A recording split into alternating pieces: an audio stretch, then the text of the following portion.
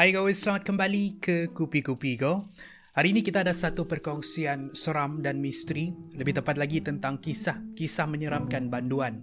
Saya tertarik dengan sebuah kisah yang dikongsikan oleh seorang bekas pengawal penjara Pudu, di mana dia menceritakan kisah tentang penampakan komunis wanita yang pernah digantung di situ. Selain daripada itu, kita ada beberapa lagi kisah-kisah banduan, bukan sahaja dari Malaysia tetapi dari seluruh dunia. Itu adalah perkongsian kita pada hari ini. Kita teruskan dengan kisah menyeramkan banduan. Kisah keempat, susuk tubuh wanita komunis di penjara Pudu.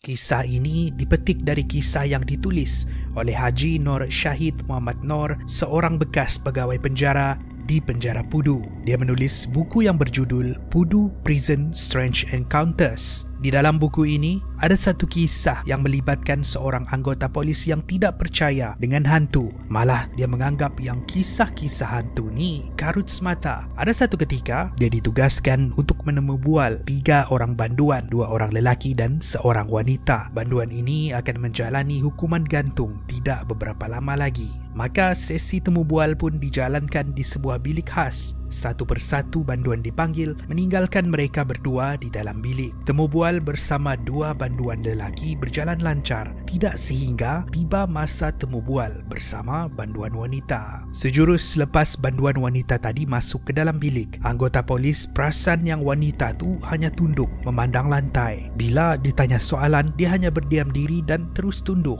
10 minit berlalu. Soalan-soalan anggota polis ni masih lagi belum dijawab, membuatkan dia naik angin. Wanita tadi kemudian meminta izin untuk ke tandas, di mana dia dibawa pergi oleh pegawai penjara keluar dari bilik tersebut, meninggalkan anggota polis tadi bersendirian. Pada waktu ini dia membelek-belek dokumen di atas meja. Sebelum beberapa minit kemudian, wanita tu masuk semula ke dalam bilik, duduk di depan dia dan tunduk ke lantai. Anggota polis ni mula merasa jengkel. Dia meninggikan suara dan berkata, "Jawab soalan saya tadi. Jangan pandang lantai, pandang saya." Wanita tadi kemudian mengangkat kepalanya, membuatkan anggota polis tu tergamam melihat wajah wanita tu yang cantik, kulitnya putih dan wajahnya ibarat bersinar. Tiba-tiba berlaku satu kejadian yang tidak masuk di akal. Kepala wanita tu terpisah dari badan. Ia jatuh ke lantai dan bergolek ke arah anggota polis tersebut. Perasaan kagum tadi bertukar seram. Ini membuatkan dia panik dan kelang kabut keluar dari bilik. Kebetulan di luar bilik berdiri pegawai penjara yang di dalam perjalanan masuk ke dalam bilik. Dengan cemas, anggota polis tadi menceritakan apa yang dia lihat, tapi apa yang diberitahu pegawai penjara tadi mengejutkan dia. Sebenarnya tadi, selepas dari tandas, wanita tu tidak mahu meneruskan temubual, jadi dia dihantar ke bilik penjaranya semula. Malah, pegawai penjara di dalam perjalanan ke bilik temubual untuk memberitahu anggota polis yang menunggu temubual dibatalkan. Dengan erti kata lain, sebenarnya anggota polis tadi bersendirian. Rupa-rupanya, memang ada kisah legenda tentang penampakan wanita cantik tidak berkepala di penjara Pudu. Diceritakan, ini adalah seorang komunis wanita yang dijatuhkan hukuman gantung. Tapi bila hukuman dijalankan, tali gantung yang digunakan terlalu halus dari yang biasa. Ia menghiris kepala wanita tersebut, membuatkan kepalanya terpisah dari badan. Itulah kisah yang dikongsikan oleh Haji Nur Syahid Muhammad Nur di buku yang berjudul Pudu Prison Strange Encounters. Kisah seterusnya melibatkan susuk pegawai penjara tidak berkepala. Kisah kedua ini dikongsikan oleh seorang pegawai polis yang bernama Adam Ziad yang dikongsikan di TikTok. Dia menceritakan kisah yang diceritakan kepada dia oleh penghuni penjara di salah sebuah negeri di Malaysia. Ada satu ketika, seorang banduan terbangun dari tidur. Pada waktu ini, sekitar senja, dia yang pada waktu itu berada di dalam bilik terkejut dengan satu susuk yang berdiri di depan pintu penjaranya. Disebabkan baru bangun tidur, pandangan banduan ini kabur. Dia hanya dapat melihat uniform yang dipakai oleh pegawai penjara. Tidak sehingga pandangannya menerang. Dia perasan pegawai tersebut tidak mempunyai kepala, hanya tubuh badan yang berdiri di depan pintu penjaranya menghadap dia yang berada di dalam. Disebabkan terlalu takut, ini membuatkan dia menarik selimut dan bersembunyi sehinggalah susuk tersebut hilang. Penampakan ganjil ini bukan sahaja dialami oleh banduan tersebut, malah ini adalah satu penampakan yang sering berlaku, dilihat bukan sahaja oleh banduan tetapi juga oleh pekerja penjara. Macam mana kalau ia muncul di dalam penjara dengan tiada tempat untuk lari? Ini seperti yang berlaku di kisah kita yang seterusnya. Tubuh bergantungan di luar tingkap penjara, penjara Tihar, India.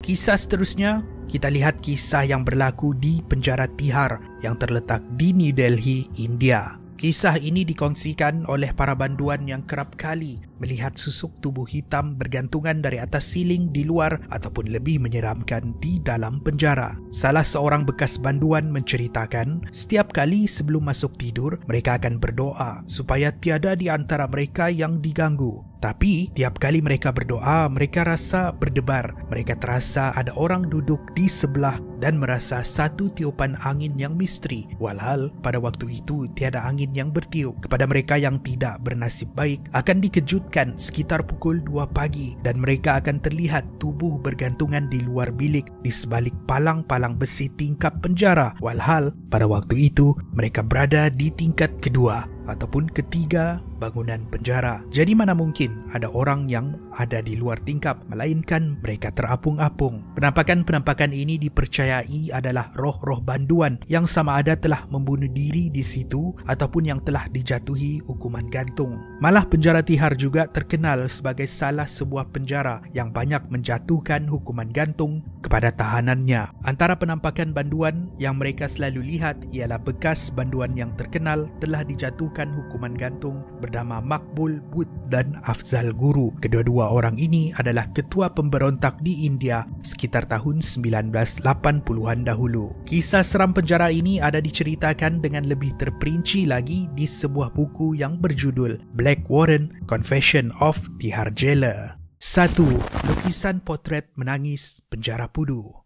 Sekali lagi kisah dari penjara Pudu, antara penjara misteri di negara kita. Tidak lengkaplah video ini tanpa saya menceritakan semula kisah yang berlaku di penjara Pudu tentang lukisan terakhir banduan yang dikenali sebagai lukisan menangis. Lukisan wanita berambut panjang yang memakai sari ini dipercayai dilukis oleh seorang banduan yang sedang menunggu hukuman mati di dalam sebuah bilik yang dikenali sebagai bilik akhir. Seorang banduan yang mahu dikenali sebagai Nashita menceritakan yang banduan tersebut memang seorang yang pandai melukis. Dan lukisan itu adalah lukisan potret dirinya sendiri. Menurut Nashitah lagi, ada ketika pada waktu malam, lukisan itu ibarat bercahaya. Walaupun pada waktu malam, ia masih lagi nampak terang di dalam bilik tahanan yang malap. Dia menyifatkan lukisan tersebut ibarat hidup. Tapi, bila ada tahanan yang digantung, raut wajah lukisan ini nampak sedih dan suram. Untuk para banduan, melukis di dinding bukanlah satu perkara yang ganjil lagi di penjara Pudu. Contohnya lukisan ini, lukisan yang dipercayai sebagai Tuhan penghinut agama Hindu dikenali sebagai Ganesha ataupun kalimah-kalimah suci Islam seperti lukisan ini. Malah banyak lukisan banduan di sini telah didokumentasikan oleh seorang profesor yang bernama Dr. K. Ismail melalui satu pameran yang dikenali sebagai Experience Pudu Jail Graffiti. Pudu Jail dibina 132 tahun dahulu. Hari ini hanya tinggal kenangan sebab penjara Pudu, sebuah penjara yang penuh dengan kisah legenda ini telah dirobohkan pada tahun 2010. Secara langsung, ini menjadikan kisah lukisan menangis di penjara Pudu kisah terakhir kita di perkongsian hari ini. Terima kasih kerana menonton. Saya tahu anda suka dengan perkongsian kisah seram dan semoga perkongsian ini dapat menghiburkan anda. Jangan lupa tonton fakta animasi New World Order di episod yang lalu dan jangan lupa dengan Kupi-Kupi Seram. Akan lebih banyak lagi episod menarik dimuat naik pada masa hadapan. Saya jumpa anda di episod yang seterusnya. Kupi-Kupi Go, menarik setiap hari.